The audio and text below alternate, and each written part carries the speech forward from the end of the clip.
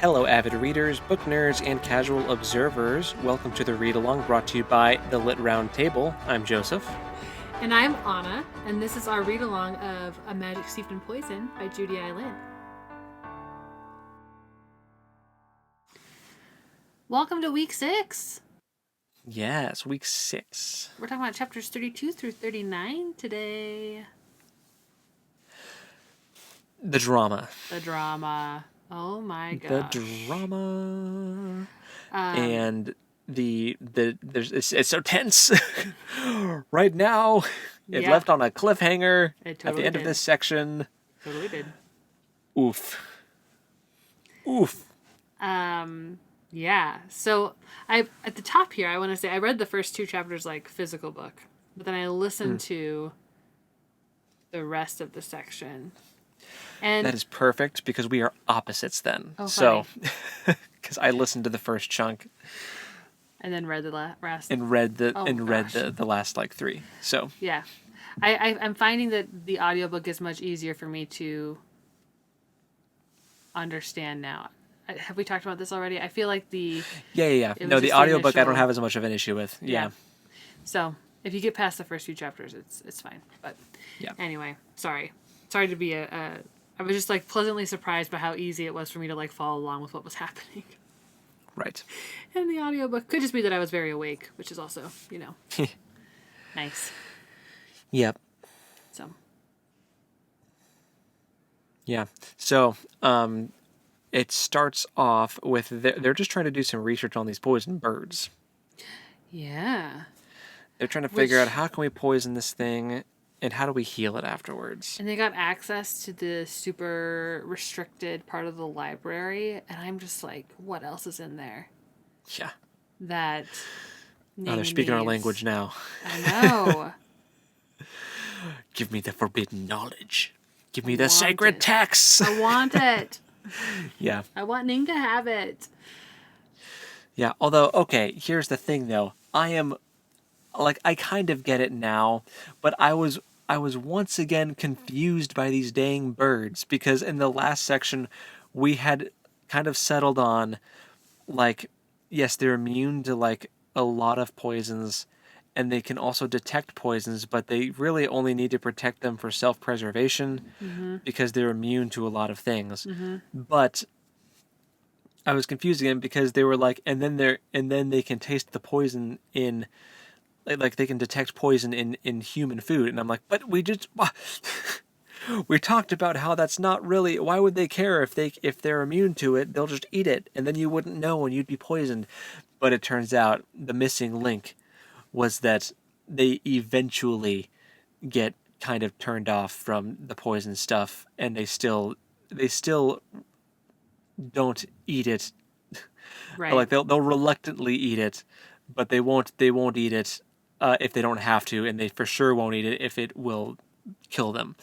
But I was missing that link, so the whole time for the first chunk of this, I was like, but wait, this doesn't make any sense. And then it became clear. Yeah. So yeah. It was interesting to see how they were like trying to feed it human food, I guess. It was Ning and Leanne were. Yeah. I thought it was cute how Leanne like formed a bond with the bird. Oh my gosh. I want Leanne to have a pet bird, Me poison too. bird. Me too. And it was so sad when they had to poison it. Ugh. Man, all of them were really sad. Like for all the contestants, it was very sad when the bird got poisoned. Well, we also didn't get to see how Leanne saved their bird because Ning was sick after poisoning it.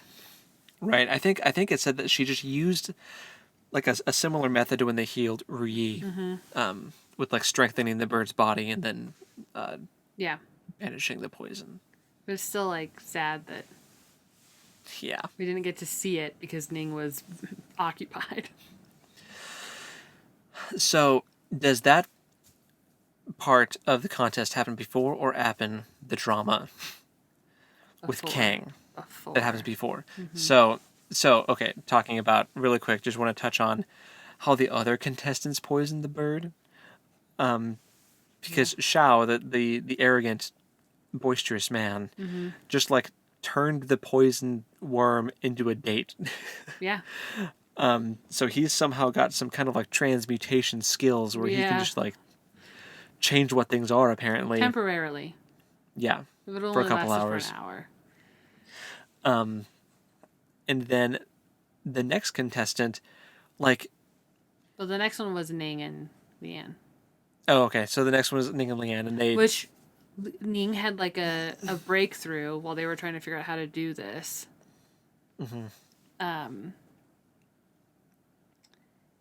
And she like went into the spirit realm again and convinced the bird that it was thirsty and to drink yeah, this poisoned water from the silkworm.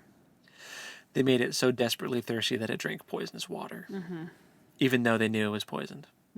It's so sad. Poor It was birdie. very sad. And then Leanne healed it. But then that whole thing made Ning super sick because apparently whatever you like, if you use it in a negative way, it has negative impacts on you. Which And they then almost got penalized for that because once again they were like, this is not the kind of magic that we want you to be practicing.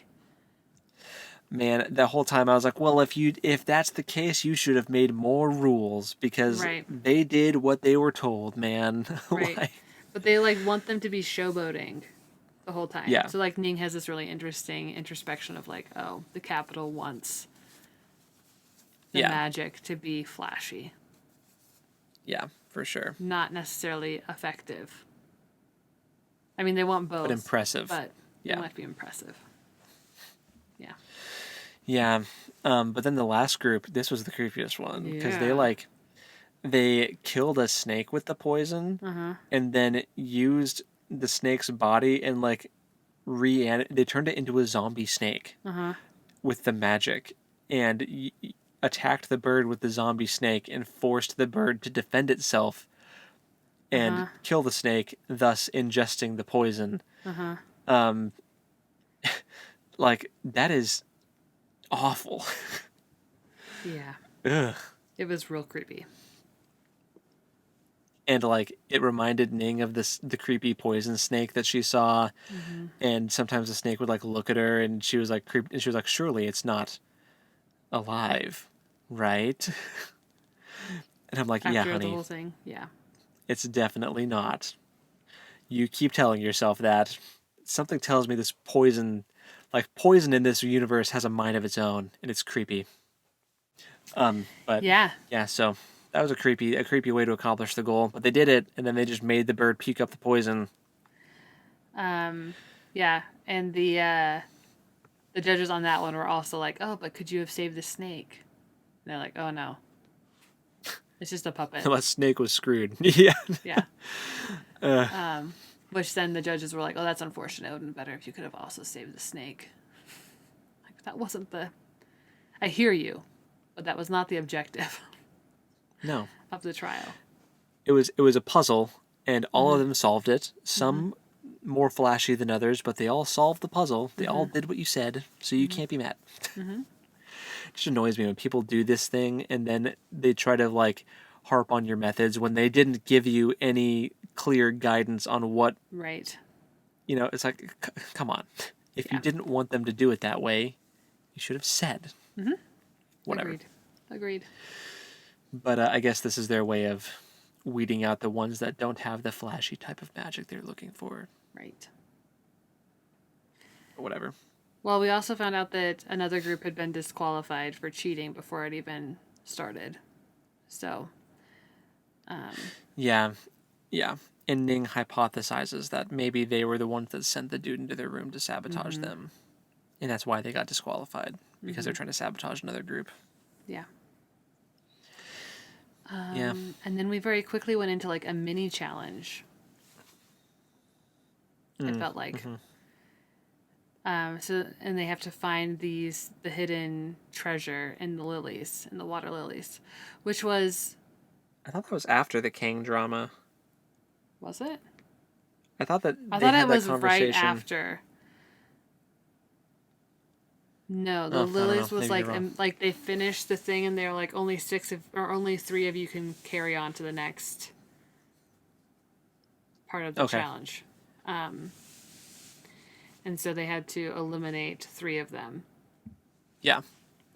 Leanne basically forfeits because she is leaving and she has some other mission from the princess, which I find suspicious. Yeah. Leanne is sus now. Yeah, I don't like that. very suspicious. And it makes me suspicious of the princess again too, and even more so. Anyway, we'll get to that. I don't like it. But Ning can talk to plants. Yeah, man. Have we known this the whole time? This felt like a No. new reveal. I mean, it makes sense, I suppose. It tracks. It totally makes sense. But she starts talking to these lilies, and I'm like, oh my gosh, she can talk to plants. And they tell her exactly where the treasure is, and she retrieves it without doing too much damage. And the boys, like, trample all over these flowers, and. Yeah, they're awful. just like digging through them, finding these things, but she like talks to them and finds it right away. Go Ning. Yeah. And we find She out gets it's to a move little on. medicine ball. Yeah, so it's her, Xiao, the annoying one, and One of the one of the other poison ones. snake dudes. Yeah. When starts with a W.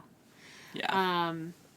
He's the one that gave Ning something to throw up in after the Yeah. he seemed to be the nicer one of the remaining Yeah, boys. for sure. But we'll see how that transpires. Yeah. Yeah. But yeah, those three get to move on. And then it's while it's in between then that Ning sneaks out to go find Kang Yes. Dresses up as a because servant. she gets a letter from her dad. Oh my gosh. Heartbreaking. Yeah. So sad. It's honestly triggering. Agreed. The whole, getting a message that you need to come see someone before the end. Yeah. Feels a little familiar, right? It's not fun. It's not a fun experience. No. Would not recommend. Do not wish on anyone. Basically, her dad says, your sister's losing strength. She's also trying to find an antidote, but now she's too weak to even protest me writing this letter. She's in a bad way. Please come back and see her before her time's up. And very sad. And this makes Ning really mad and it makes her want to just go and throttle the person who she thinks is responsible for it. Which right now she thinks is Kang because of what the Chancellor said about the origin of the poison. So she goes and sneaks out, goes to his room, and they have a confrontation where they say some really mean things to each other.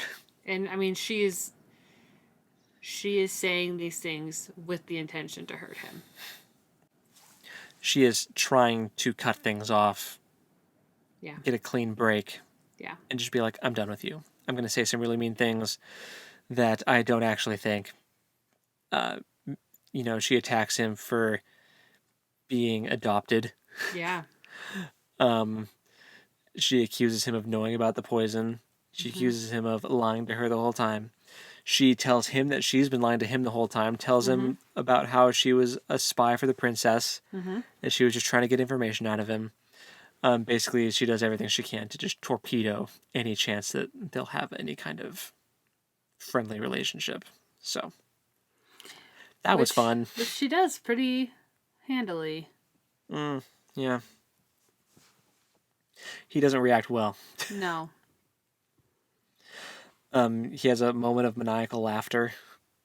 He does kind of just like wish her well at the end, He's just like, yeah, whatever. Go live your life. I hope it's a good one. See ya. So here's my question. Did he already know when that happened? Like when she showed up in his room, did he already know that like in the next day that there was going to be an announcement that he and the princess were betrothed? I Or think do you think this happened and he thought, okay, I don't have any reason to not now? I think this happened, and that probably pushed him over the edge of, okay, I guess I'll do that. I guess I'm gonna go suggest this to the princess and be like, hey, let's be betrothed. Yeah. Um, I feel like I think there's a causality there I thought so too. for sure, which is sad. Because I don't think he would have been as flirtatious with Ning No. if he knew. If he had known that he was engaged, I think that was a new development. I don't think he was always engaged to the princess. But I think Ning is intentionally supposed to believe that he always knew. Yeah. It makes him more of a villain if he was like being so sweet to her and this whole time he was betrothed. Yeah. Yeah. Crazy. Yeah. Oh, the drama. This section had the most drama by far of any of the previous. Yeah. Well, and we also know that the princess is in love with somebody else. So, Yeah, it's a political marriage. It's not like. yeah. So they're going to be married, but the princess is still going to have a relationship with Ruyi, and maybe Kang will still have a relationship with Ning, who will be the princess's Shunongshi. Who knows? If they get married, if they survive, if they both survive. Right. This is just assuming that all goes according to what they think will happen, and assuming Ning wins the contest. It's a lot of assumptions there, but Yes. yeah, man. But then the next contest, they draw lots. They each have to basically brew a tea to help someone fight a champion, a martial arts pro, and Kang volunteers to be the one that's going to fight. And so all the contestants have to brew a tea for Kang to drink so that he can beat these champions. Yeah. There's there's a tortoise. a turtle, Yes. yeah, a tortoise, a tiger, and a crane. Which Ning drew the crane fittingly. Yes. Um, Which that battle hasn't happened yet. Tortoise, no problem. yeah, and the tortoise was Shao. So Shao brews a tea. Kang's able to beat the tortoise. The second one is Seems a little whatever. A tortoise doesn't seem like a predator that I would be overly concerned about, but it has something to do with the gods and goddesses too. yeah. Turtles are tanky. They high defense. Sure. Got their shell. Right. The tiger is a lady that has these two swords she fights with. And during that fight, it looks like Kang is on the ropes and he's not reacting as well as he needs to beat the tiger. And the tiger manages to disarm him and wound him. And the chapter ends with that contest, with him conceding that contest. So, and that was the poison snake boy. Yeah. So we'll start off next time with Ning's crane fight. Yes, for sure. I read a few paragraphs into the next one. How dare you? I did not. Just because I wanted to know like the reactions of all that. Sure. That's fair. Yeah, so I'm super excited to continue reading and see how this plays out and see how Ning's tea assists Kang. Or is Kang gonna... Maybe Kang, even though he has her tea, maybe he throws the fight because they're fighting now. And he doesn't want her to become the princess's Shunangshu. So... Wow, I don't know. Who knows? These are good questions. Yeah, man. You might have just heard me fiddling with my book. It's because I was checking to see what the reading assignment is for next week. And you guys... Finish it. Finish him. We're almost done. Read the whole book. Sense. Yeah, finish it up. So. Yeah, man. Very good. Well, I'm excited to see what happens, and we'll get to see the climactic conclusion of A Magic Steeped in Poison Yes. Oh, next time. Yeah, we forgot. You guys, we're almost to the end of this book. Obviously, you're gonna finish reading this book before the next read along, but that means that we need to vote on a new read along book. And Joseph has curated 3 books of which you can pick from if you're a member of our Patreon, which you should be. Duh. We're reading good stuff, and you can vote on what the next one is. Yeah, Shameless plug. for sure. Anyway, Yeah. Joseph, what are our 3 books that people can vote for if they're a patron? All right, losers. 3 books to choose from. One of them Are you channeling is... your Ashley Johnson? Yes. Okay. Or, oh my gosh. From Smosh. Courtney Miller. Oh, yes. Yes. Okay, nerds. So the 3 books you get to choose from are... The first one is Poppy War by R.F. Kuang. Yeah. The second is Tress of the Emerald Sea by Brandon Sanderson. Ooh. And the third is the 5th... I know you do. The third is The Fifth Season by... N.K. Jemisin. N.K., not J.K. N.K. Jemisin. I knew there was a J, just couldn't figure out where. Yep. Thank you. You're welcome. Those are the 3 choices. Poppy War, kind of continuing the theme with this one, with an Asian author, with, I believe, like, Asian Yes. coded characters. I The don't second think one... coded, I think. Or Asian. just Asian. Yes. Just Asian characters. Well, I mean, it's a fantasy world. They're not from Asia in this world, but Okay. that's like what they look like. That's what I meant by that. Anyway, Trust the Emerald Sea was one of Brandon Sanderson's secret project books that he wrote during quarantine. He wrote it for his wife. It's apparently, it's got really good reviews. It's a great introduction into his collective work that is called The Cosmere, because it's still a standalone book. Mm-hmm. Yeah. And then The Fifth Season is on a lot of recommended lists for fantasy series that I've seen, and it's got a bit of an apocalyptic vibe to it in a fantasy setting. Nice. It's part of a trilogy. So yeah, those are the 3 books to choose from. So go vote, go forth, become patrons, Do the dang thing. vote for the next one. All right. So, and then you said for next time we're just finishing this book. Yep, finish it up. Read the whole gosh darn thing, and then we'll catch you in the next episode where we discuss the finale and give our final thoughts. And also on reveal the book. what the next read along will be. So we've got a limited Indeed. window here, guys. So go do it. Yes. Do it. Okay, well, I guess until next time, happy reading. And we'll talk at you next time. Later.